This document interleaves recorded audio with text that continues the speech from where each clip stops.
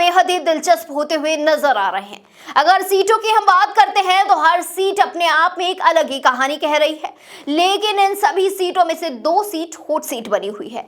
सबसे पहले अगर हम बात करते हैं देवली उनियारा सीट की, तो इस सीट के अपने ही चर्चे बने हुए हैं। जो चुनावी तारीख नजदीक आ रही है, इस सीट से तीनों प्रत्याशियों ने जीत के लिए ताल ठोक रखी है। दरअसल कांग्रेस के बागी नरेश मीणा मैदान में डटे हैं और हर दिन नरेश मीणा कुछ ना कुछ नया करके पार्टियों को सरप्राइज दे रहे हैं। कहीं ना कहीं इस पार्टी का अगर समीकरण उलट पुलट होता है, इससे अहम रोल अगर माना जाएगा तो वो पूरा का पूरा नरेश मीणा का होगा। बता दें, मुकाबले को त्रिकोणीय बना दिया है।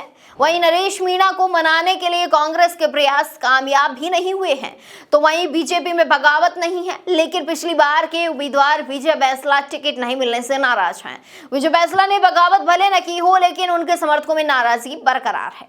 बीजेपी कांग्रेस के बागी नरेश मीणा खुद के फेवर में फैक्टर मान रहे हैं, लेकिन कांग्रेस का बागी बीजेपी के कुछ वोटों में भी सेंध लगा सकता है।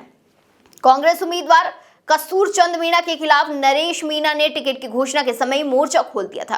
कांग्रेस में नरेश मीणा की बगावत के अलावा पूर्व केंद्रीय मंत्री नमो नारायण मीणा की नाराजगी भी चुनौती है। तो ये कई सारी चीजें हैं जो ये दर्शाती हैं कि देवली उनियारा की सीट का जो मुकाबला है वो बेहद ही रोचक होने वाला है। खैर, अभी तो चुनाव होने हैं, परिणाम आने हैं, उसके बाद ही पता चलेगा कि ये मुकाबला कितना रोचक हुआ। इसके साथ ही अगर हम दूसरी सीट की बात करते हैं तो वो दूसरी सीट जो हॉट सीट बनी हुई है वो खीवसर विधानसभा सीट है, जहां से हनुमान बेनीवाल ने अपनी पत्नी को मैदान में उतारा है।